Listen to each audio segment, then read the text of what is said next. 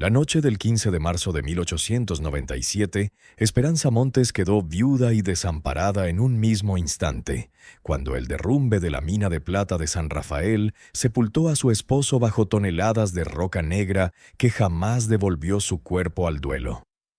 El estruendo del derrumbe resonó por todo el valle como un trueno subterráneo, una explosión sorda que hizo temblar las ventanas de las casas de adobe y detuvo los corazones de las mujeres que esperaban a la entrada de la mina, sabiendo con una antigua y terrible certeza que sus hombres nunca volverían a ver la luz del día.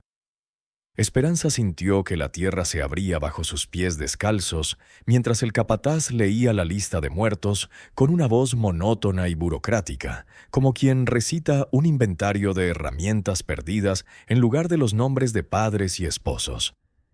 El nombre de Joaquín cayó sobre ella como una losa de granito, aplastando el aire de sus pulmones y dejándola sin voz, incapaz de gritar, solo capaz de abrazar contra su pecho a la niña de 3 años que lloraba sin entender por qué su mamá temblaba como una hoja en la tormenta. Si esta historia ya te está cautivando, no olvides suscribirte y darle a me gusta. Cuéntame en los comentarios desde dónde la escuchas. Me encanta saber de ti. El duelo en San Rafael no era un proceso permitido para las viudas pobres. Era un lujo que debía cumplirse con la velocidad despiadada de quien necesita comer al día siguiente. Esperanza no tuvo tiempo de secarse las lágrimas ni de vestirse de negro con la dignidad que Joaquín merecía, porque 48 horas después del derrumbe, el administrador de la minera, un hombre de traje gris y corbata perfectamente anudada que olía a colonia, cara y desdén, llegó a la puerta de su choza con documentos amarillentos y la noticia que haría añicos lo poco que le quedaba. La casa donde vivían, esa estructura de madera y hierro corrugado que crujía con el viento, pero que había sido su hogar durante 6 años de matrimonio, pertenecía a la minera y estaba reservada exclusivamente para los trabajadores en activo. Joaquín ya no era un trabajador en activo. Era un cadáver aplastado en la oscuridad, y por lo tanto su familia ya no tenía derecho a ocupar ese espacio. El tono del gerente era amable, casi paternal, una falsa amabilidad que hacía que las duras palabras dolieran aún más, mientras le explicaba que tenía 5 días para desalojar la propiedad, recoger sus pertenencias y buscar otro lugar donde existir, como si fuera tan sencillo como cambiarse de zapatos. Esperanza miró las 4 paredes a su alrededor, conociendo cada grieta y mancha de humedad, donde habían nacido sus 3 hijos menores y donde Joaquín había tallado sus iniciales entrelazadas en el marco de la puerta con un cuchillo, una promesa de eternidad. Todo eso, toda esa historia contenida en madera y barro, se borraría en 5 días para dar paso al próximo minero desechable y su condenada familia. Tenía 28 años, 4 hijos que alimentar, el mayor apenas 11 y el menor aún mamando de su pecho cansado. Y lo único que poseía en el mundo era un tronco de pino con ropa remendada, una olla de hierro abollada y el peso insoportable de una responsabilidad maternal que no permitía rendición. La desesperación no llegó como un grito dramático, sino como un escalofrío lento y paralizante que se instaló en su estómago vacío y comenzó a extenderse a sus extremidades, adormeciendo sus pensamientos y reduciendo su futuro a una serie de crueles cálculos matemáticos. ¿Cuántos días podría estirar los últimos granos de maíz? ¿Cuánto tiempo antes de que los niños comenzaran a mostrar síntomas de desnutrición? ¿A cuántas puertas más tendría que tocar antes de aceptar que nadie en San Rafael querría acoger a una viuda y su prole? Los primeros 3 días tras el ultimátum fueron un calvario de humillación y rechazo sistemático que erosionó lo poco que le quedaba de dignidad. Esperanza caminaba por las polvorientas calles del pueblo minero con su hija menor a la espalda con un chal desteñido, llamando a las puertas de parientes lejanos que les abrían con sincero dolor, pero con bocas que proferían variaciones del mismo mensaje. No hay espacio, lo siento. Ojalá pudiéramos, pero con la crisis de la mina y el precio del maíz apenas tenemos para los nuestros. Las mujeres del mercado, que solían saludarla con cálidas sonrisas cuando Joaquín traía a casa su sueldo quincenal, ahora apartaban la mirada a su paso, como si la viudez fuera una enfermedad contagiosa transmitida por el contacto visual. La caridad cristiana que el sacerdote predicaba desde el púlpito los domingos se evaporaba mágicamente cuando implicaba un compromiso real y sostenido, sustituida por oraciones murmuradas y promesas vacías de orar por ella. Esperanza empezó a comprender con brutal claridad que para el mundo ya no era una persona con nombre y pasado, sino un problema social andante, una estadística de miseria más fácil de ignorar que de resolver. La única ayuda tangible vino de Doña Socorro, la partera del pueblo, una anciana de manos callosas y corazón tierno, quien le ofreció un plato de sopa de frijoles y un consejo que sonaría a locura a cualquiera con opciones. Mientras los niños comían con una voracidad desgarradora y desesperada, la anciana se inclinó sobre la mesa astillada y susurró con voz ronca por la edad y el tabaco que había oído hablar de una propiedad disponible en las afueras. Lejos del pueblo, casi en el límite donde comienzan las montañas y termina la civilización. Era una cabaña abandonada que nadie quería tocar porque estaba rodeada de oscuras leyendas y susurros de antiguas desgracias, historias de familias que habían intentado vivir allí y habían huido en mitad de la noche, dejando atrás sus pertenencias como si escaparan de una plaga invisible.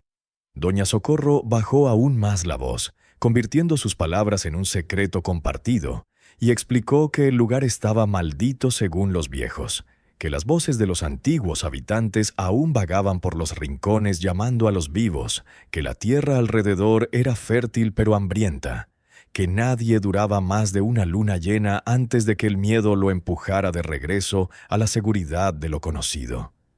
Esperanza escuchó las advertencias con una mezcla de escepticismo y desesperación calculada, sopesando las opciones en una balanza mental donde un lado estaba vacío y el otro albergaba fantasmas hipotéticos. ¿Qué prefería?, le preguntaba su instinto de supervivencia, morir de hambre en las calles de San Rafael o arriesgar su cordura en una cabaña embrujada que al menos tendría un techo. La respuesta era obvia para alguien que no podía permitirse el lujo del miedo supersticioso. Doña Socorro le dibujó un mapa aproximado en un papel de regalo, marcando el camino con carbón, y le advirtió que debía llegar antes del anochecer si decidía ir, que la montaña no perdonaba a quienes la desafiaban de noche, que los animales salvajes y los precipicios ocultos eran más peligrosos que cualquier espíritu. También le dio una pequeña bolsa de sal gruesa y un rosario de cuentas negras, elementos protectores que Esperanza aceptó más por cortesía que por fe, guardándolos en el fondo de su delantal junto con las migajas de esperanza que aún no se habían convertido en polvo. Al cuarto día, con el reloj de expulsión a punto de cumplirse, Esperanza tomó la decisión que cambiaría el curso de su destino y el de sus hijos. No consultó a nadie porque no había a quien consultar. No rezó por señales divinas porque Dios parecía estar preocupado por asuntos más importantes que una viuda mexicana en 1897. Simplemente llenó el baúl con lo esencial, ató los bultos con cuerda de cáñamo y reunió a sus 4 hijos en el centro de la choza vacía, mirándolos con una intensidad feroz que los silenció al instante. Les explicó con palabras sencillas que iban a un lugar nuevo, que sería difícil y extraño, pero que estarían juntos, y eso era todo lo que importaba. Que mamá necesitaba que fueran valientes como su padre lo había sido en las profundidades de la tierra oscura. El mayor, Diego, un niño de 11 años con los ojos de Joaquín y la seriedad prematura de quien ha visto demasiada pobreza, asintió con la mandíbula apretada y cargó el bulto más pesado sin quejarse. Las gemelas de 7 años, Luz y Rosa, se tomaban de la mano con esa comunicación telepática que solo comparten los hermanos. Y la pequeña Marisol, de 3 años, simplemente hundía su cara en el cuello de su madre, confiando ciegamente en que mamá sabía lo que hacía.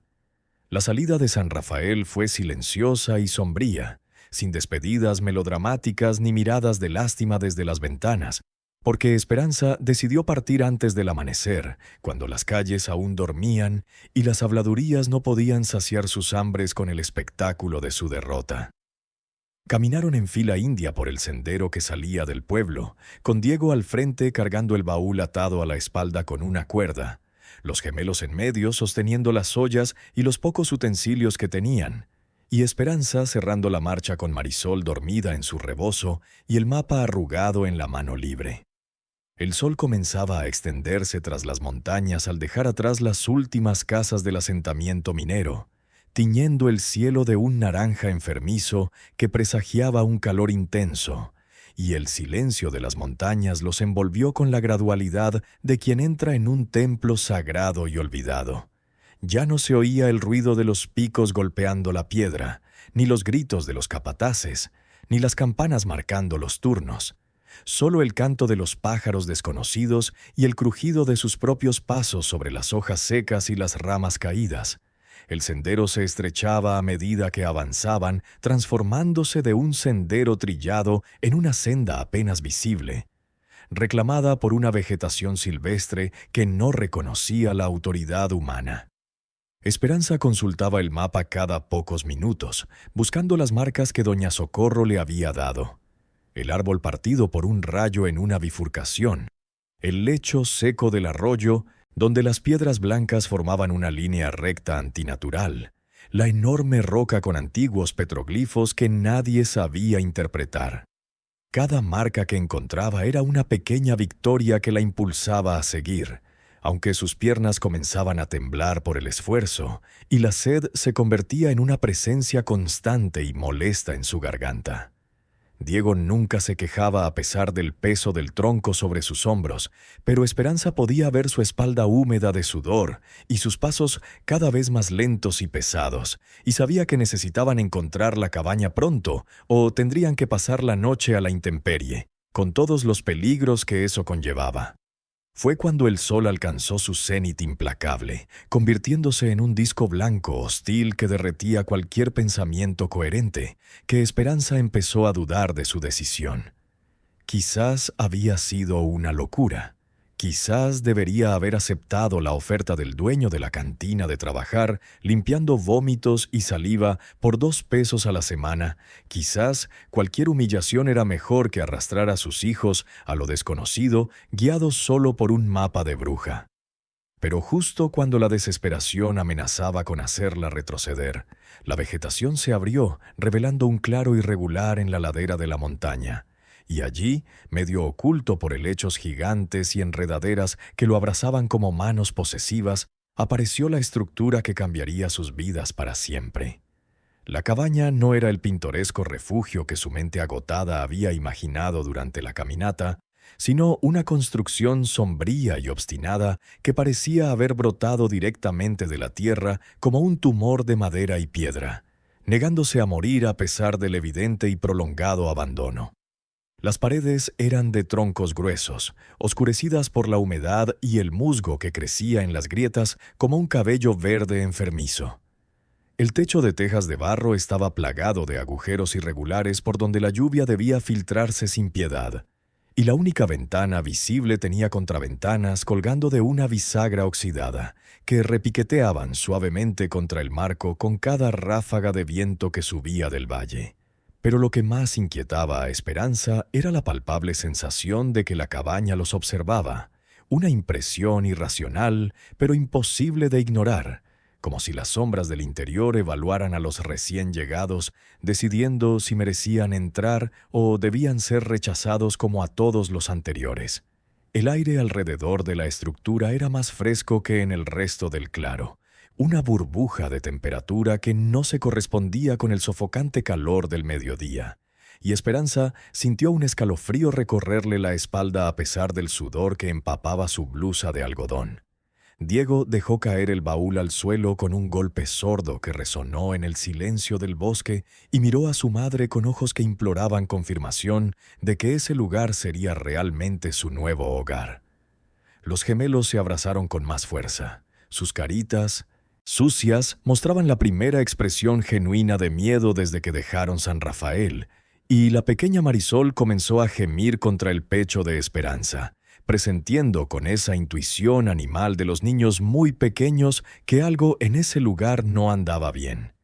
Esperanza tragó saliva, obligándose a proyectar una confianza que no sentía, y caminó hacia la puerta de madera deformada que colgaba entreabierta como una boca que nunca se cerraba del todo. No tocó ni anunció su llegada porque no había nadie a quien anunciarlo. Él simplemente empujó la puerta con la palma de su mano, y el agudo chirrido de las bisagras oxidadas atravesó el silencio como un grito de protesta, enviando una bandada de murciélagos que habían anidado adentro a la luz del día, donde se dispersaron en una nube de alas negras y chillidos ultrasónicos que hicieron llorar a las niñas. El interior de la cabaña era una única habitación grande y rectangular con un techo alto de vigas a la vista, donde las telarañas colgaban como pesadas cortinas grises, meciéndose con la corriente de aire que se filtraba por los agujeros del techo. El suelo era de tierra compactada, duro como el cemento por años de pisadas y sequedad, y en un rincón se alzaba un hogar de piedra ennegrecido por el hollín de 1000 comidas fantasmales, cuya chimenea de adobe se elevaba precariamente hasta desaparecer entre las sombras del techo.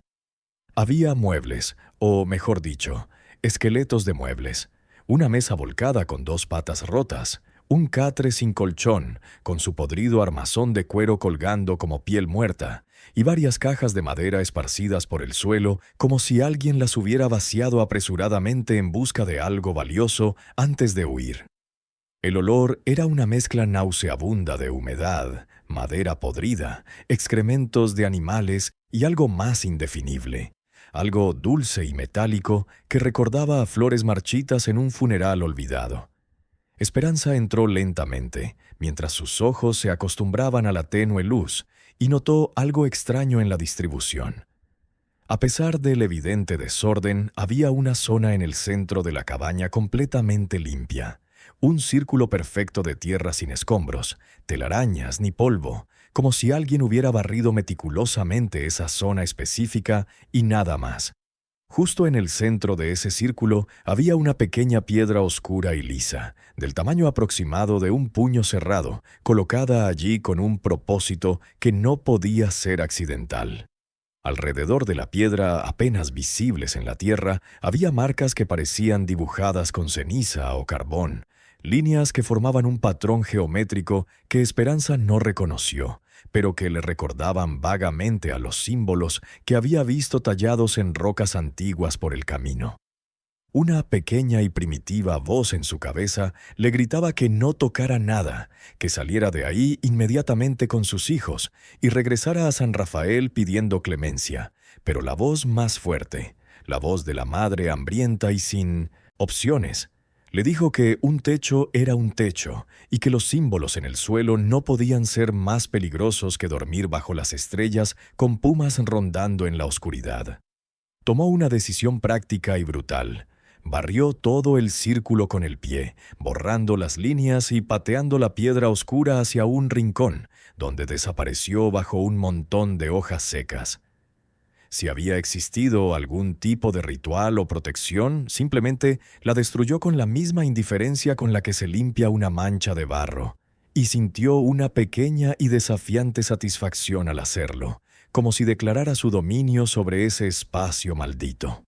Llamó a Diego con un silbido, y juntos comenzaron la titánica tarea de hacer habitable lo inhabitable, arrastrando los muebles rotos afuera para usarlos como leña, barriendo las telarañas con una rama larga, tapando los agujeros del techo con trozos de lona encerada que habían traído en el baúl y montando un dormitorio en el rincón más seco con sus propias mantas y esteras. Los gemelos, superando su miedo inicial con la mágica adaptabilidad de los niños, encontraron una escoba hecha con ramas atadas y comenzaron a barrer el suelo con cómica seriedad, levantando nubes de polvo que los hacían toser, pero también los mantenían ocupados y alejados de pensamientos oscuros. La tarde se fundió con un crepúsculo naranja y violeta que tiñó el interior de la cabaña de tonos cálidos y engañosamente acogedores, Y por primera vez desde la muerte de Joaquín, Esperanza sintió algo parecido a una esperanza cautelosa. Habían logrado transformar el caos en algo remotamente parecido a un hogar. Leña seca apilada junto a la chimenea, agua fresca traída de un arroyo cercano que habían descubierto siguiendo el sonido de su corriente. Y un fuego crepitante perseguía las sombras hacia los rincones mientras calentaba una olla de frijoles caldosos que sabían celestiales después de la caminata del día. Los niños comieron en silencio, demasiado cansados para hablar, y uno a uno se durmieron en las esteras, con la barriga medio llena y el cuerpo exhausto exigiendo descanso. Diego fue el último en rendirse, luchando contra el sueño con la terquedad del hijo mayor que siente la responsabilidad de proteger. Pero finalmente cerró los ojos y sincronizó su respiración con la de sus hermanas, dejando a Esperanza sola con el fuego y el silencio. En cuclillas ante las brasas, con la espalda apoyada contra la pared de troncos fríos, Esperanza permitió que su cuerpo se relajara por primera vez en días, sintiendo cada músculo protestar y cada hueso crujir con el alivio de la quietud. Contempló a sus hijos dormidos, esas 4 personitas que dependían enteramente de ella para sobrevivir, y sintió el peso aplastante de la maternidad mezclado con una ferocidad protectora que ardía más fuerte que el fuego de la chimenea. Había llegado hasta allí, había encontrado refugio cuando el mundo se negó a dárselo. Sin importar las leyendas o maldiciones que rodearan este lugar, lo haría funcionar porque la alternativa era inaceptable. Se permitió cerrar los ojos solo un momento, solo para descansar los párpados que sentía pesados como el plomo, prometiéndose a sí misma que solo sería un largo parpadeo antes de comenzar su primera guardia nocturna en territorio desconocido. Fue en ese instante liminal entre la vigilia y el sueño, cuando la conciencia se disuelve y el cerebro empieza a flotar en aguas turbias, que Esperanza oyó algo que la hizo abrir los ojos de golpe, con el corazón en un puño. Un sonido que no provenía del viento ni de los animales nocturnos que empezaban a agitarse en el bosque, sino del interior de la propia cabaña, de un lugar indefinido que parecía estar en todas partes y en ninguna a la vez. Era una voz, o más bien un susurro prolongado que se deslizaba por las paredes de madera como agua buscando grietas por las que filtrarse. Una voz que profería algo incomprensible al principio, sílabas que no formaban palabras en ningún idioma que ella conociera. Esperanza se levantó lentamente, agarrando un grueso tronco de la pila de leña como arma improvisada, con todos los sentidos en alerta máxima y la boca seca por el miedo primario que reconoce cuando algo no pertenece al mundo natural. El susurro se detuvo de golpe, dejando un silencio tan denso que la sentía presionar los tímpanos, y luego reanudó su marcha, pero esta vez con una claridad aterradora que la heló hasta los huesos. La voz, femenina y ancestral, pronunció su nombre con una familiaridad inquietante, como si la hubiera conocido siempre, como si la hubiera estado esperando específicamente. Hope, llamó la voz desde las vigas, desde los rincones oscuros, desde debajo del suelo de tierra compactada. Hope, por fin has llegado. Llevamos tanto tiempo esperando. Por favor, no tengas miedo. Por favor, escúchanos. El tronco cayó de las manos entumecidas de Hope, golpeando el suelo con un golpe sordo que no despertó a los niños, sumidos en un sueño de inocencia y agotamiento. Retrocedió hasta quedar pegada a la pared, con los ojos abiertos escudriñando la oscuridad en busca del origen de esas palabras que no podían ser reales, pero que resonaban con la misma claridad que si alguien estuviera a su lado susurrándole al oído. Apenas anochecía, y Esperanza acababa de descubrir que las leyendas sobre la cabaña maldita no eran exageraciones de ancianas supersticiosas, sino advertencias muy reales que había ignorado en su desesperación. Las voces conocían su nombre, y eso era infinitamente peor que cualquier fantasma anónimo aullando en la oscuridad. El terror es un ser vivo que se alimenta de la oscuridad y crece en proporción directa al silencio que lo rodea. Esperanza lo sintió expandirse en su pecho como un animal salvaje intentando escapar de una jaula demasiado pequeña, presionando sus costillas y robándole el aliento mientras la voz seguía llamándola desde las sombras invisibles de la cabaña. Cada instinto primario le gritaba que corriera, que tomara a sus hijos y huyera al bosque donde los peligros eran tangibles y comprensibles. Pumas, serpientes, precipicios, en lugar de quedarse en ese espacio donde lo imposible se había vuelto real. Pero sus piernas no respondían, ancladas al suelo por una mezcla de pánico paralizante y algo más profundo. Una obstinada negativa a rendirse al miedo después de haber llegado tan lejos. Si corría ahora, ¿a dónde iría? De vuelta a San Rafael, donde las puertas se le cerraban en la cara, al camino oscuro donde los animales cazaban y los precipicios esperaban un paso en falso, a un futuro donde sus hijos morían lentamente de hambre mientras ella mendigaba en las esquinas.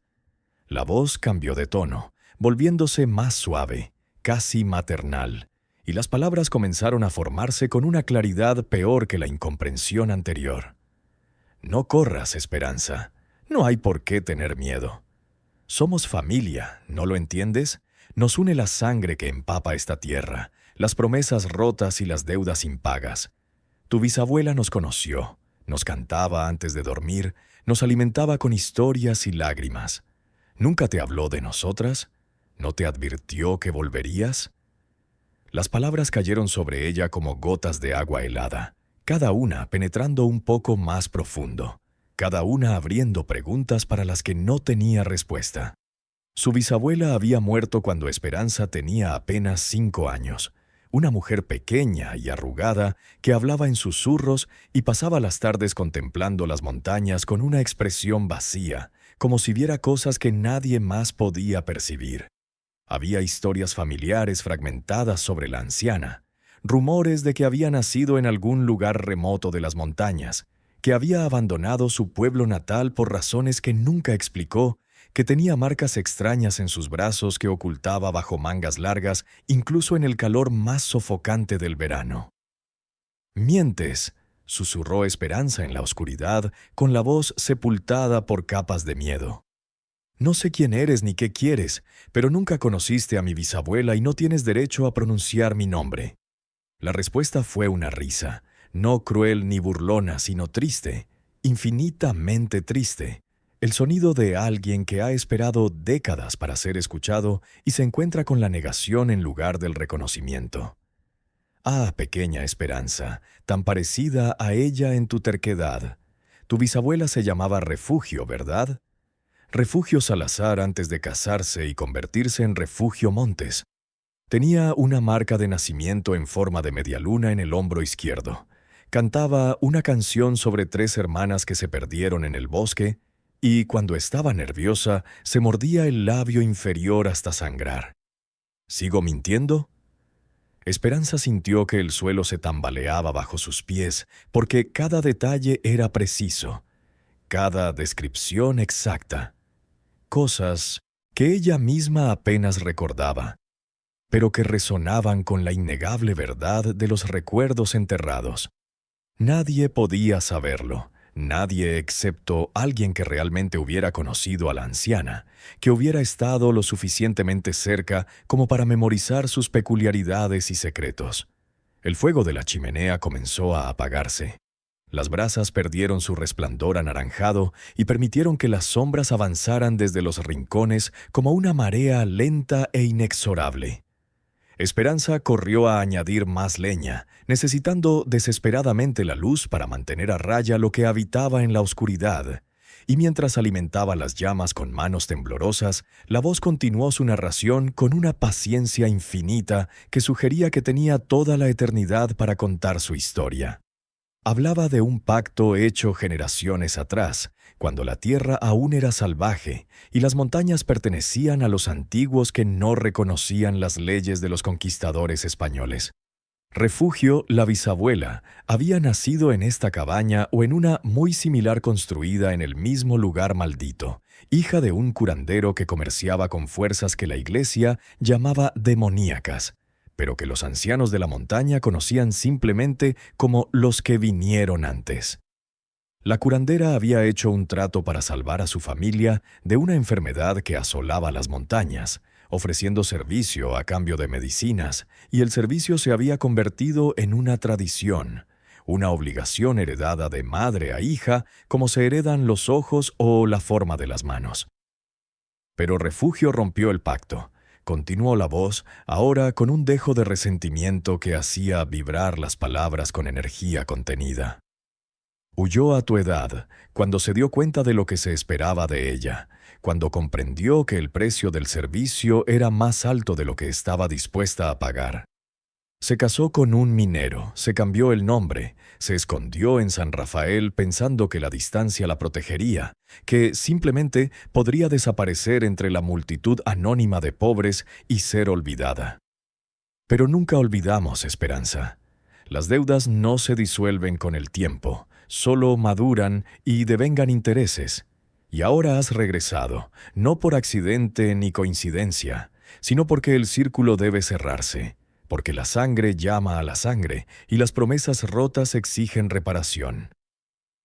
Esperanza negó con la cabeza con violencia, rechazando cada palabra, cada insinuación, cada sugerencia de que su llegada a esa cabaña maldita fuera algo más que simple desesperación y mala suerte.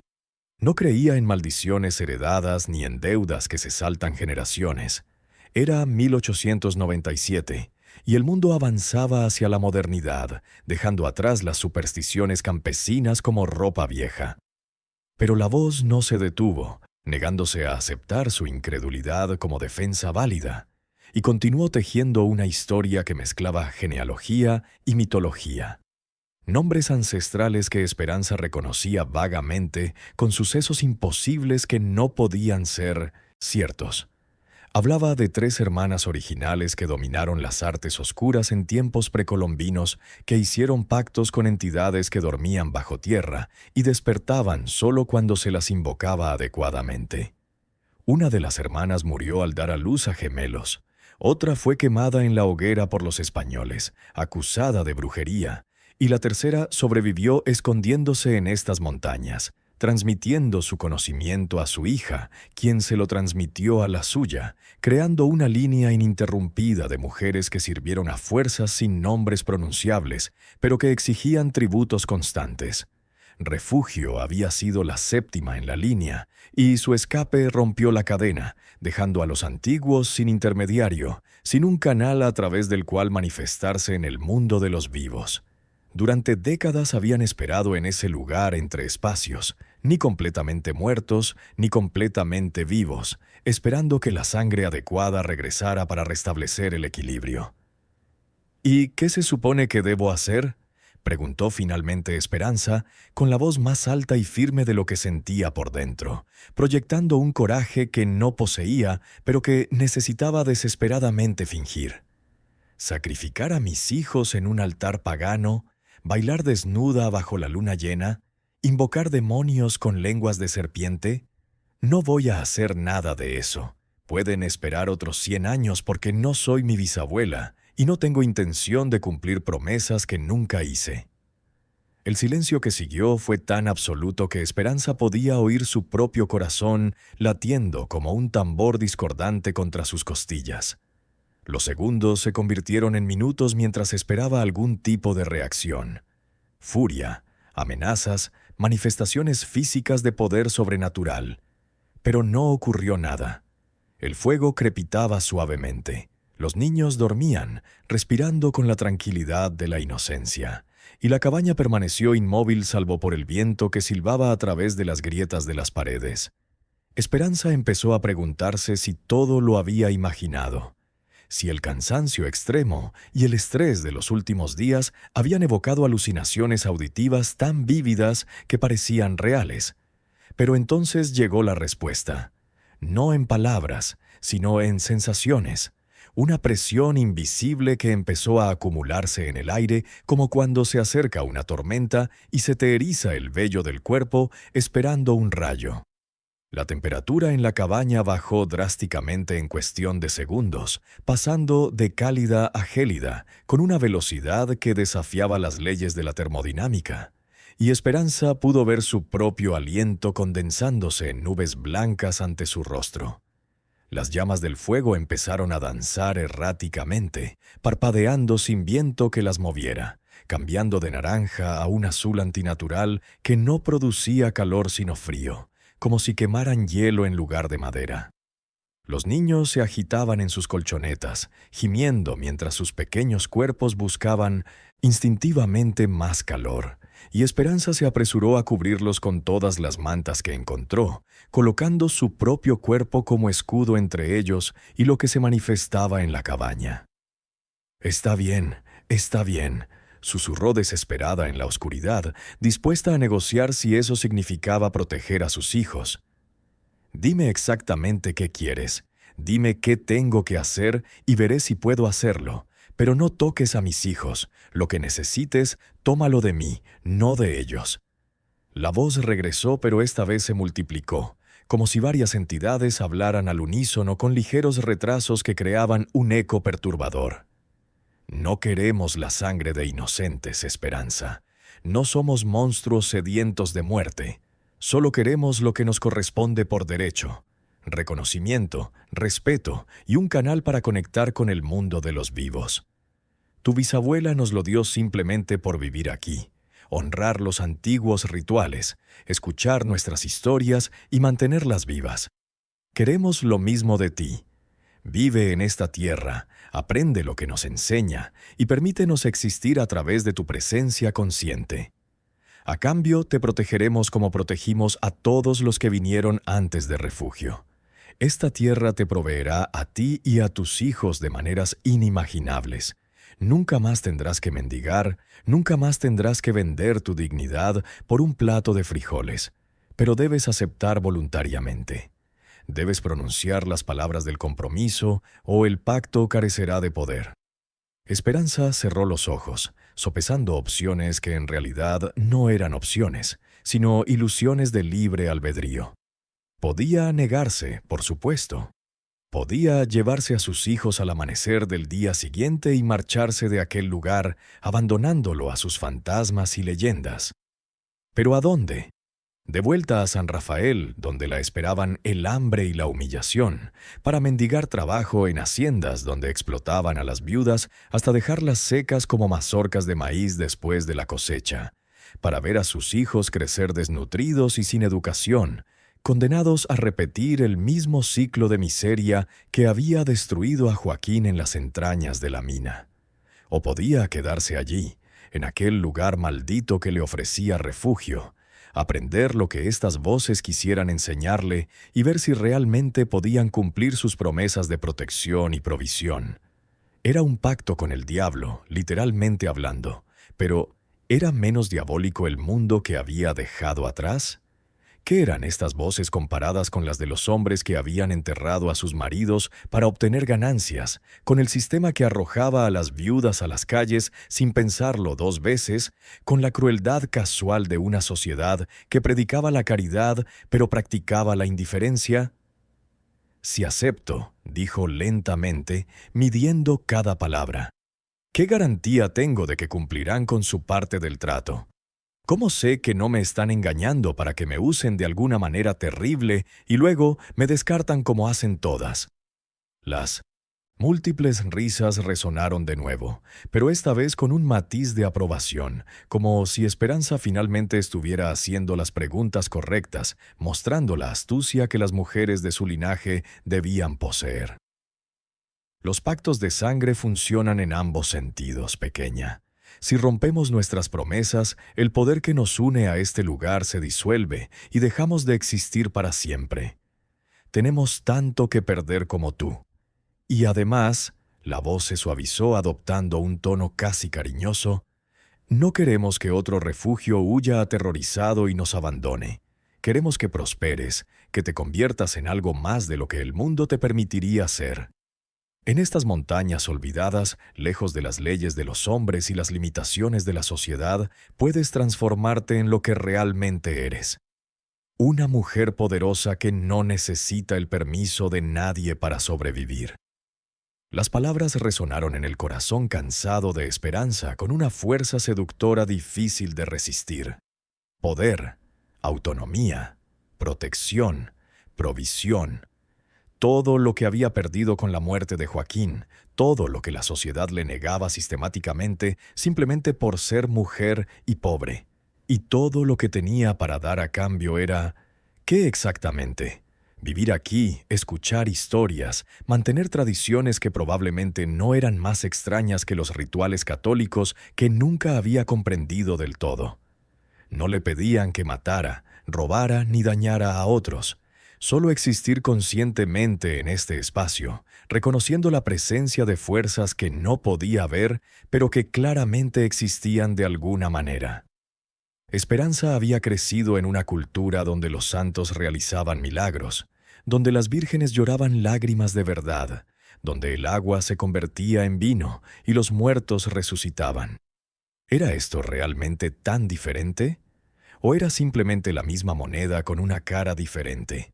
El mismo intercambio entre lo mortal y lo divino que la humanidad había practicado desde que aprendió a temer a la oscuridad. De acuerdo, dijo finalmente, las palabras brotaron de su boca sin poder detenerlas, sellando un destino que no entendía del todo, pero que aceptaba con los ojos abiertos. Acepto el pacto. Viviré aquí. Aprenderé lo que tienen que enseñar, mantendré vivas sus historias, pero con una condición innegociable. Mis hijos están fuera de esto. No participan, no se comprometen, no le deben nada a nadie más que a mí.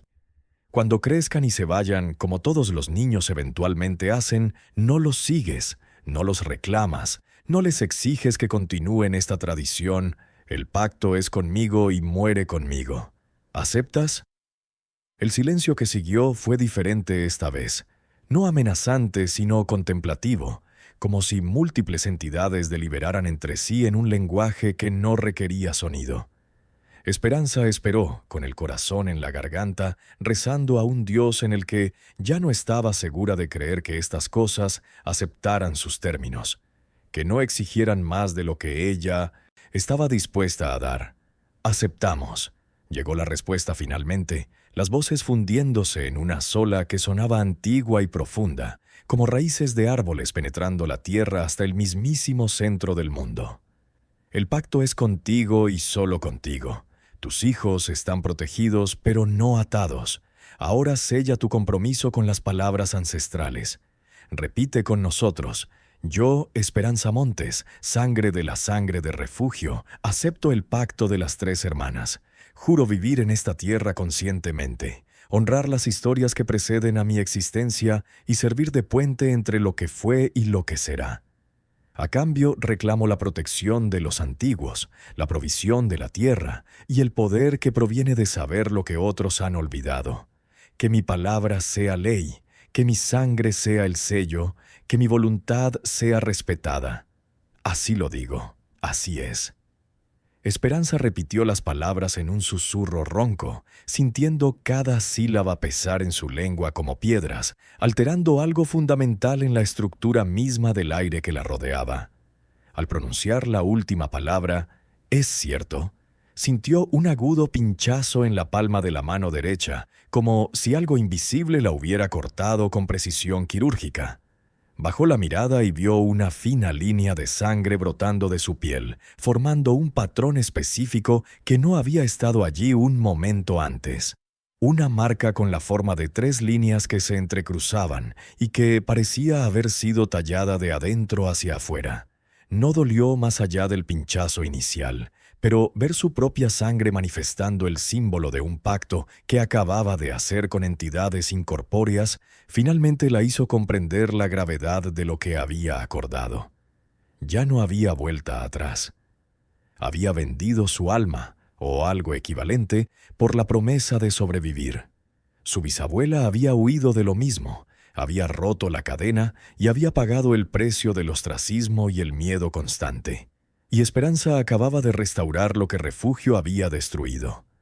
La temperatura de la cabaña volvió gradualmente a la normalidad, como si alguien ajustara un termostato invisible, y las llamas del fuego recuperaron su habitual tono naranja, crepitando alegremente como si nada extraordinario hubiera ocurrido. Los niños dejaron de dar vueltas y reanudaron su respiración profunda, sucumbiendo al sueño reparador de la infancia, completamente inconscientes del acontecimiento que acababa de alterar el curso de sus vidas. Esperanza permaneció sentada frente al fuego el resto de la noche, demasiado agitada para dormir, mirando la marca en su palma que brillaba tenuemente en la oscuridad con una fosforescencia verdosa que no debería ser posible en el tejido humano. Las voces se habían silenciado, satisfechas o simplemente esperando el momento oportuno para continuar con sus instrucciones, y la cabaña se había convertido de nuevo en una simple estructura de madera y piedra sin nada obviamente sobrenatural, salvo el eco persistente de palabras que no podían ser desgracias. A medida que los primeros rayos del amanecer se filtraban por los agujeros del techo, tiñendo el interior de la cabaña de tonos dorados y esperanzadores que contrastaban marcadamente con la oscuridad de la noche anterior, Esperanza sintió una extraña mezcla de terror y anticipación. Había cruzado un umbral que la mayoría de la gente ni siquiera sabía que existía. Había entrado en un mundo de sombras y secretos que corría paralelo a la realidad ordinaria sin siquiera tocarla. Y no sabía si había cometido la mayor valentía o la mayor estupidez de su vida. Solo el tiempo lo diría, y el tiempo, como las voces le habían dejado claro, ahora funcionaba de otra manera para ella. La primera semana en la cabaña transcurrió en una neblina de agotador trabajo físico y ajustes psicológicos que habrían quebrado a cualquier persona menos testaruda. Esperanza descubrió que sobrevivir en la naturaleza no era la aventura romántica que a veces pintaban los poetas urbanos que nunca habían tenido que defecar en un hoyo cavado en la tierra, ni lavar la ropa en el agua helada de un arroyo, restregando las telas contra las rocas hasta que les sangraban los nudillos. Cada tarea básica de la existencia, conseguir agua, mantener el fuego encendido, encontrar comida, mantener a los niños limpios y relativamente seguros, requería una cantidad de energía y planificación que la dejaba exhausta al final del día, cayendo en un sueño profundo en cuanto su cabeza tocaba la estera improvisada que le servía de cama. Pero también descubrió algo inesperado, una profunda y primitiva satisfacción al realizar con sus propias manos las tareas que aseguraban la supervivencia de su familia, sin intermediarios, sin necesitar dinero que no tenía ni favores que la humillaran. Diego se convirtió en su ayudante indispensable, demostrando una madurez y una destreza física desgarradoras por su precocidad. A los 11 años ya manejaba el machete con la confianza de un hombre adulto, cortando maleza y ramas con golpes precisos y eficientes, y había desarrollado un sentido casi sobrenatural para encontrar agua e interpretar las señales del bosque que indicaban dónde buscar alimento. Juntos exploraron el terreno inmediato a la cabaña, mapeando mentalmente los recursos. Un arroyo cristalino a 20 minutos caminando cuesta abajo que nunca parecía secarse, sin importar el calor. Un claro donde crecían plantas silvestres que Esperanza reconoció vagamente de las lecciones fragmentadas que su madre le había dado sobre hierbas comestibles. Y, sorprendentemente, lo que parecía ser un jardín abandonado detrás de la cabaña, tan cubierto de maleza que al principio había pasado desapercibido, pero que reveló hileras ordenadas de plantas una vez que se eliminó el exceso de vegetación. El jardín fantasma era a la vez un misterio y una bendición, pues contenía especímenes que claramente habían sido cultivados con intención. Plantas medicinales que no crecían de forma natural a esa altitud, verduras que alguien había plantado cuidadosamente en patrones que optimizaban el espacio, y el hecho de que siguieran produciendo después de lo que parecían años de abandono desafiaba todo lo que Esperanza sabía de agricultura. Las tomateras estaban cargadas de frutos maduros a pesar de que nadie las había regado ni podado. Los chiles crecían en arbustos densos y sanos sin rastro de plagas, y había hierbas aromáticas, romero, menta, ruda, que perfumaban el aire con una intensidad que parecía casi agresiva, como si las plantas proclamaran su existencia con gritos olfativos. Esperanza supo instintivamente que esto no era normal, que estas plantas no deberían prosperar solas, y cuando tocó la tierra donde crecían, sintió un pulso débil pero inconfundible, como si la tierra misma tuviera un corazón latiendo muy, muy lentamente bajo la superficie.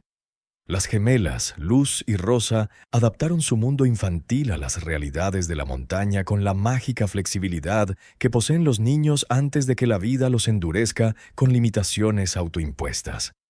Transformaron enormes árboles en castillos, piedras cubiertas de musgo en tesoros y arroyos en ríos que debían cruzar con la valentía de los exploradores.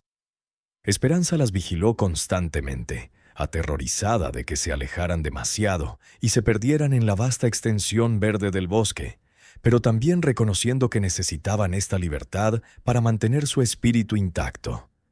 Les enseñó a identificar plantas venenosas, a reconocer las señales de animales peligrosos y a gritar de una manera específica si necesitaban ayuda urgente. Y las gemelas, demostrando una sabiduría inesperada para sus 7 años, nunca se quejaron de extrañar a San Rafael, a sus amigos del pueblo, ni las pequeñas comodidades que antaño habían disfrutado. Simplemente vivían el presente con la completa aceptación que es privilegio exclusivo de los más pequeños. La pequeña Marisol, de 3 años, fue la que más sufrió durante la transición, pero también pareció adaptarse de forma extraña. Durante los primeros días lloró desconsoladamente por su padre, suplicando con voz desgarradora que Joaquín regresara de donde quiera que hubiera ido, sin comprender que la muerte era permanente y no una ausencia temporal como cuando su padre se iba a trabajar a la mina. Esperanza la abrazaba durante horas, meciéndola y cantándole canciones que Joaquín tarareaba, diciéndole con voz firme que su padre estaba bien, que estaba en un lugar mejor, cuidándolos desde las nubes. Pero después de la tercera noche, Marisol dejó de llorar de repente y comenzó a comportarse de forma extraña. Empezó a hablar con los rincones vacíos de la cabaña, manteniendo conversaciones en un idioma mitad español y mitad balbuceo infantil con quienes, según ella, eran las lindas damas que viven en las paredes.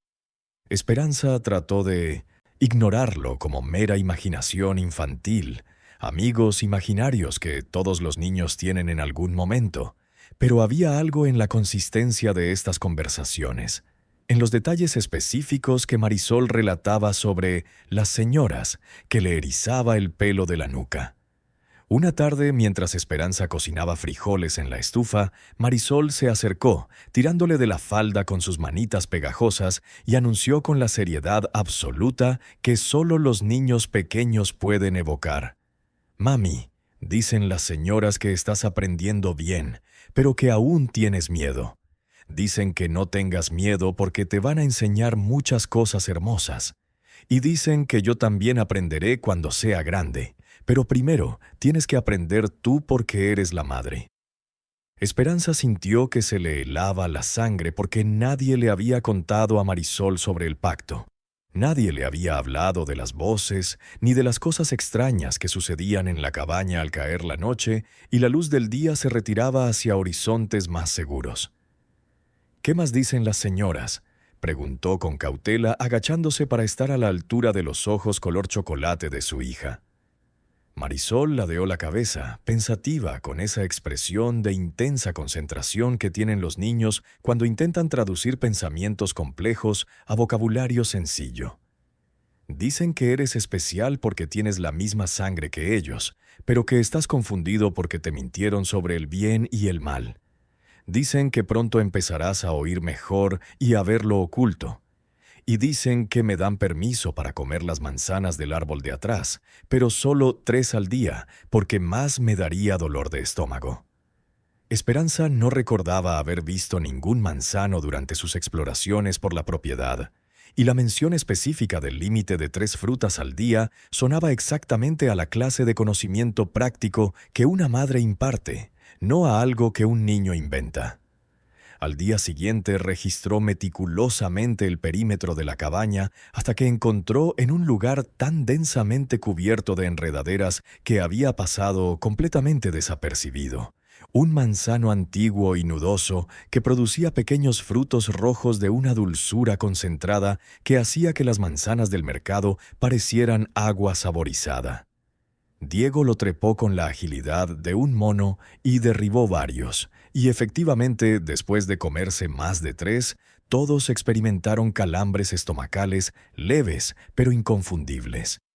Las damas guapas de Marisol sabían cosas, conocían el terreno con una familiaridad que solo se adquiere tras décadas o siglos de observación, y compartían ese conocimiento a través de una niña de 3 años que no sabía lo suficiente como para filtrar el mensaje con el escepticismo de un adulto. Las verdaderas lecciones de esperanza comenzaron la 5ª noche, cuando volvió a permanecer despierta después de que los niños se durmieran, y las voces regresaron con la inevitabilidad de las mareas, obedeciendo a la luna. Esta vez no hubo un escalofrío dramático ni sobrenatural, ni efectos especiales intimidantes, solo la sensación de presencias sentadas a su alrededor en un círculo invisible, preparándose para una lección que se había interrumpido 7 décadas atrás cuando Refugio huyó. La voz principal, la que sonaba más maternal y paciente, se presentó con un nombre que sonaba más a una vibración que a una palabra. Algo que Esperanza interpretó mentalmente como Ixchel, aunque sabía que no era del todo correcto, solo la aproximación más cercana que su español podía producir para un concepto que existía antes de las lenguas europeas. «Comencemos con lo básico», dijo Ixchel, con un tono que recordaba al de los maestros de escuela que Esperanza conoció en su infancia. Firme, pero no cruel. Primero deben entender qué somos, porque los humanos siempre temen a lo que no pueden categorizar. No somos demonios, como los define su Iglesia católica, ni ángeles, ni fantasmas de muertos. Somos más antiguos que esas clasificaciones. Existimos antes de que los españoles trajeran sus cruces de hierro, antes de que los mexicas construyeran sus pirámides, incluso antes de que los olmecas tallaran sus gigantescas cabezas de piedra. Somos lo que queda cuando una conciencia se niega a dispersarse, cuando el conocimiento es tan importante que encuentra formas de persistir más allá de la carne que originalmente lo contenía. Piensen en nosotros como bibliotecas vivientes, archivos de sabiduría que eligieron anclarse en este lugar en particular porque la tierra aquí tiene propiedades que facilitan nuestra existencia. Esperanza escuchaba con atención febril, intentando comprender conceptos sin equivalente en su limitada experiencia vital. «¿Por qué aquí?», preguntó, observando la cabaña que no parecía tener nada de especial, salvo su aislamiento y su siniestra historia. «¿Qué tiene este lugar de especial?». La respuesta llegó con una extraña sensación, como si unas manos invisibles guiaran su percepción, dirigiendo su atención hacia aspectos de la cabaña y el terreno que no había notado conscientemente.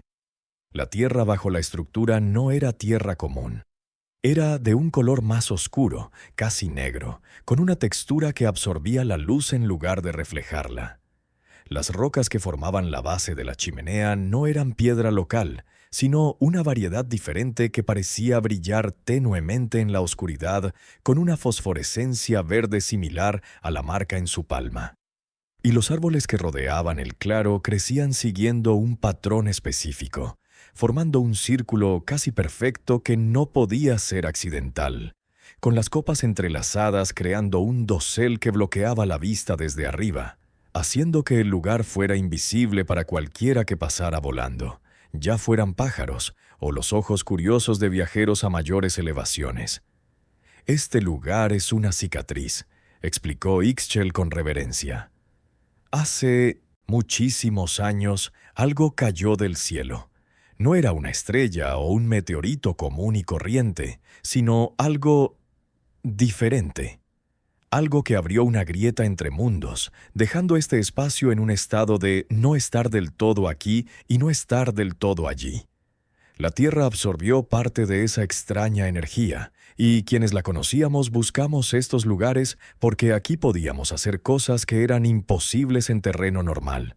Tu antepasado, no Refugio, sino uno más antiguo, encontró este sitio cuando aún era salvaje e intacto, y construyó la primera estructura aquí, estableciendo el linaje que finalmente te trajo de vuelta con nosotros.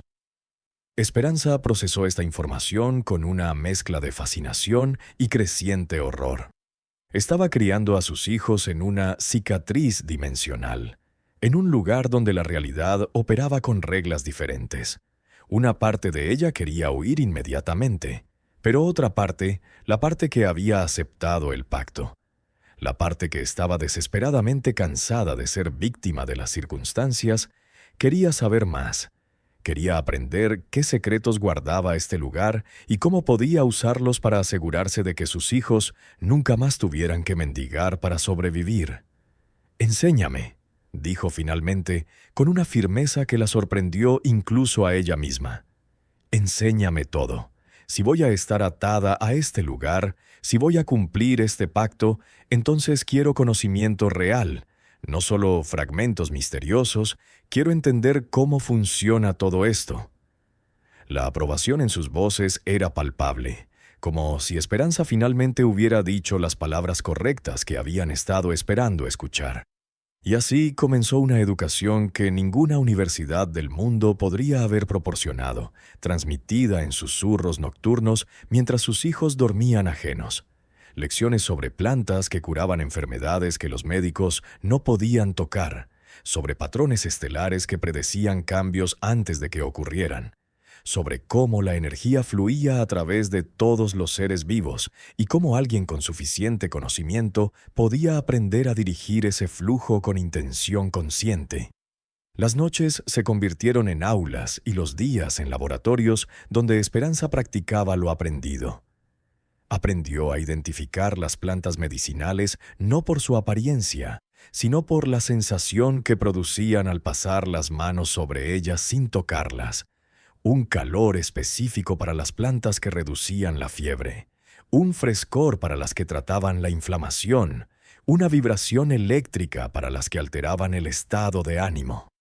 Aprendió que el jardín fantasma prosperaba porque estaba plantado a lo largo de líneas de energía en la tierra, canales invisibles que los antiguos llamaban venas de dragón, y que los chinos, en sus escritos, nombraban de forma similar, demostrando que este conocimiento existía de forma independiente en culturas que nunca habían entrado en contacto.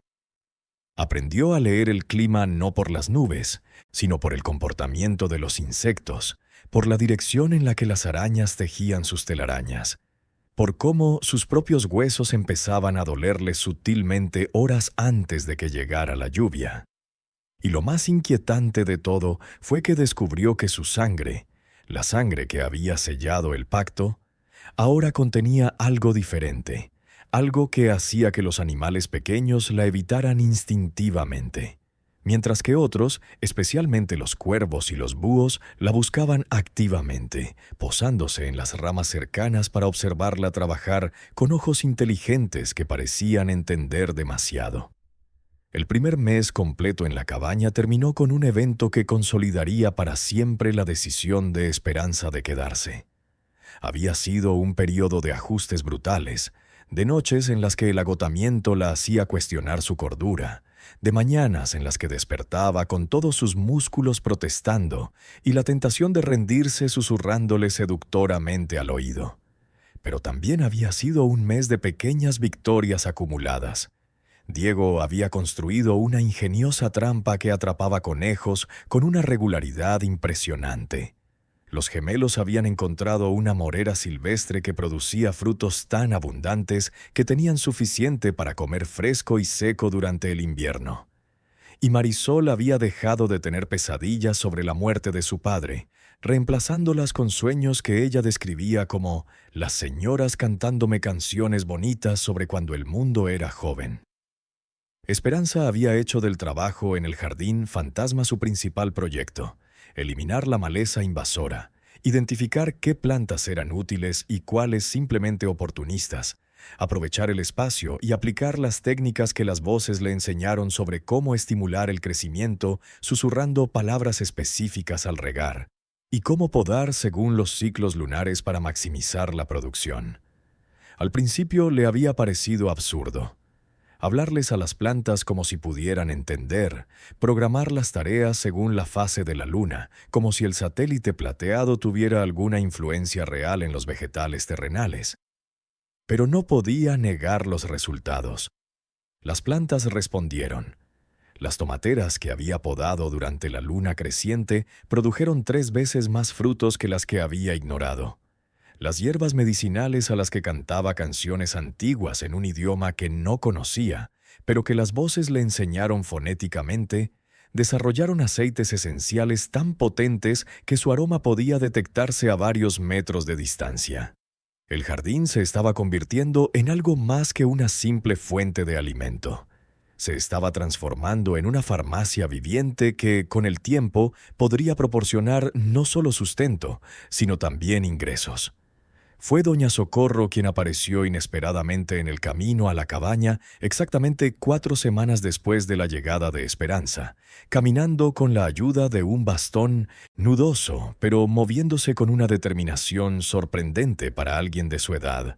Esperanza la vio venir de lejos y salió a su encuentro a mitad de camino, sorprendida y secretamente aliviada al ver un rostro familiar. Alguien del mundo que había dejado atrás y que de alguna manera parecía pertenecer a una vida pasada a pesar de que solo había pasado un mes. La anciana la recibió con un abrazo breve pero firme, su mirada astuta escudriñando el rostro de Esperanza en busca de signos de trauma o locura, y, aparentemente satisfecha con lo que encontró, sonrió, revelando unos dientes amarillentos pero intactos. «Viniste a comprobar que los fantasmas no nos habían devorado», dijo Esperanza con una sonrisa irónica. Y doña Socorro rió entre dientes con una risa seca que terminó en una tos de fumador. «Vine a ver si seguías viva y en tu sano juicio», admitió la desvergonzada anciana. «Nadie ha durado más de 2 semanas aquí en los últimos 50 años, que yo recuerde. Pensé que tal vez serías diferente. Pero la verdad es que no estaba segura. ¿Cómo están los niños?». Caminaron juntas de vuelta a la cabaña mientras Esperanza relataba una versión editada de su experiencia, omitiendo cuidadosamente detalles sobre voces nocturnas y pactos de sangre, centrándose en cambio en los aspectos prácticos de establecer un hogar funcional en condiciones primitivas. Doña Socorro escuchaba atentamente, haciendo preguntas ocasionales que revelaban que sabía más de lo que su expresión neutral sugería. Cuando llegaron al claro y la anciana vio el jardín restaurado, se detuvo de golpe, boquiabierta, genuinamente sorprendida de no haber intentado esconderse. «Santa Madre», murmuró acercándose a las plantas con una reverencia que rozaba el miedo. «No he visto este jardín producir así desde que tu bisabuela vivió aquí, antes de que huyera. Estas plantas no deberían estar tan sanas, no sin cuidados constantes durante años. ¿Qué les has hecho?». Esperanza sintió el peso de la pregunta, la forma en que doña Socorro la observaba con una intensidad que iba más allá de la curiosidad casual. La anciana sabía algo. Tenía piezas de un rompecabezas que Esperanza apenas comenzaba a armar, y ese día en concreto había llegado no por casualidad, sino por algún conocimiento o intuición que la había guiado al momento preciso. «He estado aplicando técnicas que recuerdo vagamente de mi infancia», mintió a medias, porque técnicamente era cierto que las voces afirmaban ser parte de su herencia ancestral. «Cosas que mi abuela mencionó sobre los ciclos lunares y el pacto», interrumpió doña Socorro con voz monótona, no como una pregunta, sino como la confirmación de algo que ya sabía. «Lo aceptaste. Por eso el jardín responde. Por eso sigues aquí y no has huido despavorida como todos los demás. Renovaste lo que Refugio rompió». No había juicio en su tono, solo resignación, cansada y quizás un toque de alivio. Esperanza se quedó paralizada. Todas las mentiras preparadas se evaporaron en su garganta, reemplazadas por una honestidad descarada que no había planeado ofrecer. «¿Lo sabías? ¿Todo este tiempo sabías de las voces, de las entidades que viven aquí?». Doña Socorro asintió lentamente, apoyándose más en su bastón como si esta conversación estuviera drenando las reservas de energía que había estado racionando cuidadosamente.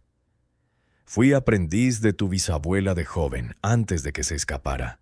El refugio me enseñó sobre plantas y partos, pero también me enseñó otras cosas, cosas que la iglesia condenaría, cosas que la gente llamaría brujería si las supiera. Cuando desapareció en mitad de la noche robando a su hija pequeña y dejándolo todo atrás, las voces intentaron contactarme, ofreciéndome el mismo pacto. Pero no tenía la sangre adecuada. No funcionó igual.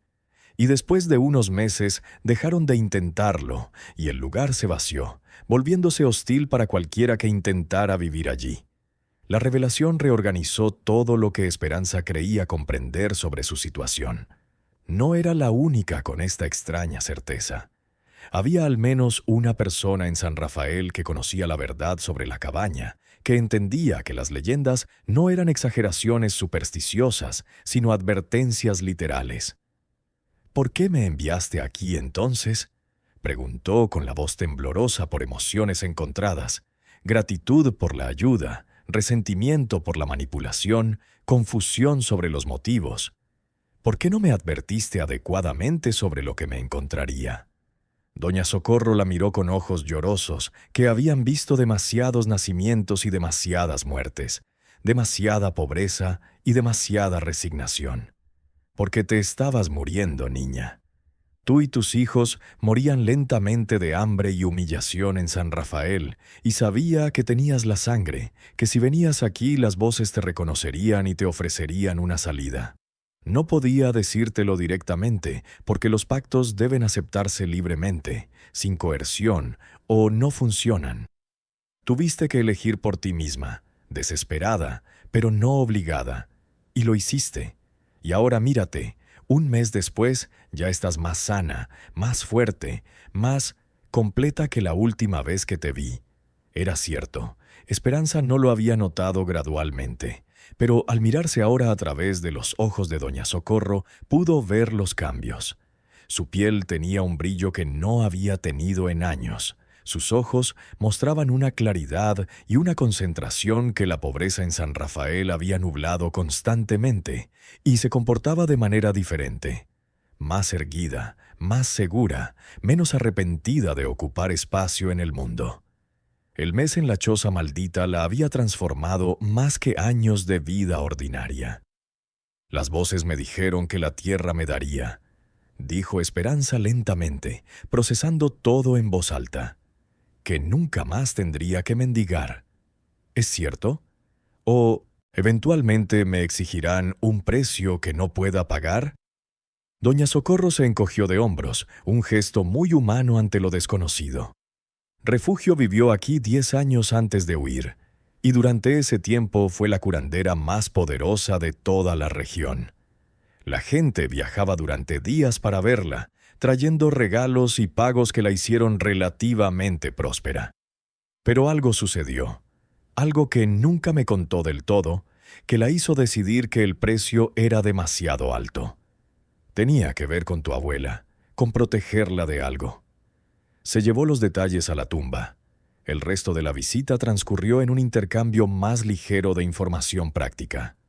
Doña Socorro trajo noticias de San Rafael. ¿Quién había muerto? ¿Quién había dado a luz? Los chismes que circulaban sobre la viuda Montes, que había desaparecido en las montañas con sus pobres y condenados hijos. También trajo provisiones que Esperanza no había pedido, pero que necesitaba desesperadamente: sal, azúcar, una pastilla de jabón, hilo de coser y, envuelta en tela encerada, una bolsita de semillas de calabaza y maíz para sembrar en primavera. «No puedo visitarla con regularidad», explicó la anciana mientras se preparaba para el viaje de regreso antes del anochecer. «Ya se habla de por qué la vieja bruja fue a la montaña maldita.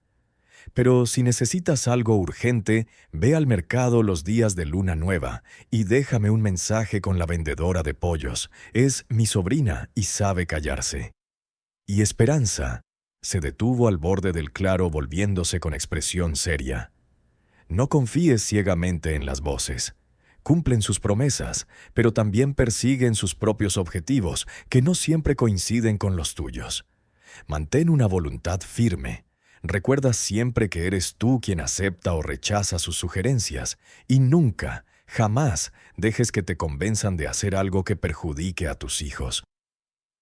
Esperanza asintió con gravedad, grabando la advertencia en su memoria como quien graba instrucciones de supervivencia. Observó cómo doña Socorro desaparecía por el sinuoso sendero, su figura encorvada finalmente engullida por la densa vegetación, y sintió una renovada soledad, aunque diferente de la desesperación que había sentido en San Rafael. Esta era una soledad elegida, un aislamiento que le daba poder en lugar de impotencia. Regresó a la cabaña donde los niños jugaban con la absoluta inocencia de quienes no comprenden la naturaleza extraordinaria de su situación, y comenzó a preparar la cena con verduras del huerto fantasma que sabían mejor que cualquier cosa comprada en el mercado, impregnadas con nutrientes más allá de lo común, impregnadas con la extraña energía de la tierra marcada, con el conocimiento de quienes las precedieron, con la promesa de un futuro que ella misma tejía con decisiones que ninguna mujer en su posición debería tener que tomar jamás. Esa noche, cuando las voces regresaron para continuar sus lecciones, Esperanza escuchó con una nueva perspectiva. No eran salvadores benévolos ni demonios malévolos, sino algo intermedio. Entidades con sus propias necesidades y deseos que habían encontrado en ella un vehículo dispuesto a través del cual existir en el mundo físico. El pacto era transaccional, mutuamente beneficioso siempre que ambas partes lo honraran, y ella tendría que manejar esta relación con la misma astucia con la que las mujeres habían manejado matrimonios, trabajos y sistemas legales diseñados para controlarlas. Pero por primera vez desde la muerte de Joaquín, Esperanza sintió que tenía herramientas reales. Conocimiento, habilidad, una conexión con fuerzas que la mayoría ni siquiera sabía que existían, en lugar de solo desesperación y oraciones a dioses que parecían eternamente preocupados por asuntos más importantes. El primer mes en la cabaña maldita no terminó con terror, sino con una cautelosa aceptación y una renovada determinación.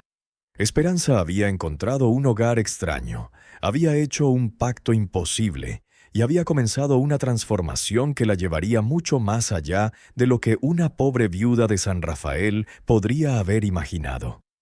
Las voces susurraban su aprobación en las vigas. El fuego crepitaba con un calor común pero reconfortante, y sus 4 hijos dormían profundamente, protegidos por fuerzas que no entendían, pero que habían aceptado con la mágica adaptabilidad de la infancia. El futuro seguía siendo incierto, lleno de peligros que apenas comenzaba a comprender, pero era un futuro que ella escribía activamente, no uno que simplemente le sucediera. Y esa diferencia, esa acción minúscula pero fundamental, lo cambió todo por completo. Si esta historia te tiene al borde del asiento, asegúrate de suscribirte y activar las notificaciones para no perderte ninguna historia como esta. Tu apoyo significa todo para mí. 3 años después de aquella primera noche aterradora, Esperanza Montes se había vuelto irreconocible para la viuda desesperada que había llegado a la cabaña con 4 hijos hambrientos y el corazón roto. La mujer que ahora cultivaba el jardín fantasma con manos firmes y profundo conocimiento era más curandera que agricultora, más sabia que superviviente. Las voces habían cumplido su promesa. La tierra provista con una generosidad imposible, y su reputación como curandera había crecido hasta el punto de que gente de aldeas lejanas emprendió el peligroso viaje a través de las montañas en busca de remedios que los médicos no podían ofrecer. Diego, ahora un muchacho de 14 años con hombros anchos como los de un hombre, había construido un pequeño taller donde tallaba y vendía muebles de madera que los compradores juraban que durarían generaciones sin pudrirse. Las gemelas de 10 años ayudaban en el jardín con una intuición para las plantas que rivalizaba con la de su madre. Y Marisol, de 6 años, ya no hablaba con las damas bonitas. Las voces habían respetado los términos del pacto, manteniéndose alejadas de las niñas. dejándolas crecer libres de la carga que Esperanza llevaba sola. Pero esa noche todo cambiaría. Un hombre llegó al claro al anochecer, vestido con un traje elegante, pero cubierto de polvo del camino. Esperanza lo reconoció de inmediato, a pesar de que habían pasado 3 años. Era el administrador de la minera, el hombre que la había desalojado de su casa al día siguiente del funeral de Joaquín. Llegó con una oferta cuidadosamente ensayada, con documentos que prometían una generosa compensación por la muerte de su esposo y con disculpas corporativas envueltas en jerga legal. La empresa había sido demandada, había perdido y ahora tenía que pagar a las viudas que había abandonado. El dinero que ofreció fue suficiente para que Esperanza regresara a San Rafael, comprara su propia casa, enviara a sus hijos a escuelas decentes y viviera con la respetabilidad que la sociedad consideraba apropiada para una viuda adinerada. Era todo lo que había soñado cuando Joaquín vivía, la seguridad financiera que convertiría a sus hijos en ciudadanos con futuro, en lugar de campesinos olvidados en las montañas. Esperanza miró los documentos sin tocarlos, sintiendo el peso de la decisión sobre sus hombros. Las voces permanecieron en silencio, como siempre cuando se enfrentaba a decisiones importantes, respetando los términos del pacto que le otorgaba libre albedrío. Pero no necesitaba su consejo. Sabía exactamente cómo respondería. «No», dijo simplemente al ver la sorpresa en el rostro del gerente. «Quédate con tu dinero manchado de sangre. Ya no lo necesito. Aquí tengo todo lo que necesito». Y era cierto. Poseía conocimientos que ninguna escuela podía enseñar, un poder que ningún salario podía comprar y una libertad que ninguna ciudad podía ofrecer. Sus hijos crecieron fuertes y salvajes, aprendiendo a leer el mundo natural con una sabiduría que los libros escolares jamás podrían impartir. Sí, vivían en una cabaña maldita, donde voces susurraban antiguas verdades al anochecer, pero también vivían sin hambre, sin miedo, sin las cadenas invisibles que ataban a las mujeres respetables de San Rafael a una vida de decorosa sumisión. El administrador se fue desconcertado, y Esperanza quemó los documentos en la estufa, viendo cómo las llamas consumían la última conexión con la vida que pudiera haber tenido. En el 3er aniversario de su llegada, Esperanza se sentó junto al fuego como cientos de veces antes, pero esta vez con una claridad cristalina sobre su decisión. Las voces regresaron, no para enseñar, sino para reconocer lo que había logrado. Transformar la desesperada supervivencia en una extraña prosperidad, convertir una maldición en una bendición, reclamar el poder que su bisabuela había rechazado por miedo. «Has cumplido el pacto más allá de nuestras expectativas», susurró Ixchel con orgullo maternal. «El linaje se ha restaurado, el conocimiento continúa, y la tierra sanada vuelve a tener un guardián digno». La Esperanza sonrió en la oscuridad, sintiendo la marca en su palma latir suavemente con una calidez familiar. Sabía que cuando sus hijos crecieran y se fueran, como todos los niños eventualmente, ella permanecería aquí, arraigada en esta tierra extraña, envejeciendo lentamente mientras acumulaba sabiduría que eventualmente la convertiría en una voz, un conocimiento que se negaría a dispersarse. Un puente entre mundos para alguna mujer desesperada en el futuro que necesitara exactamente lo que ella había encontrado. El pacto no había sido su perdición, había sido su salvación.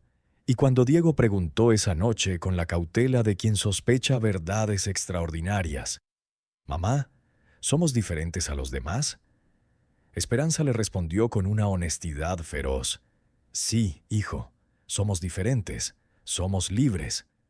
Las voces rieron suavemente en las vigas del techo. El fuego crepitó en señal de aprobación y la cabaña, ya no maldecida sino bendecida por la terquedad de una viuda que se negaba a rendirse, se instaló para pasar la noche con sus habitantes a salvo en su interior. Esperanza Montes había llegado a las montañas huyendo de la muerte lenta que representaba la pobreza, y había encontrado en el lugar más inesperado lo que todas las mujeres buscan, pero pocas encuentran. El poder de escribir su propia historia, sin permiso de nadie. Gracias por escuchar hasta el final.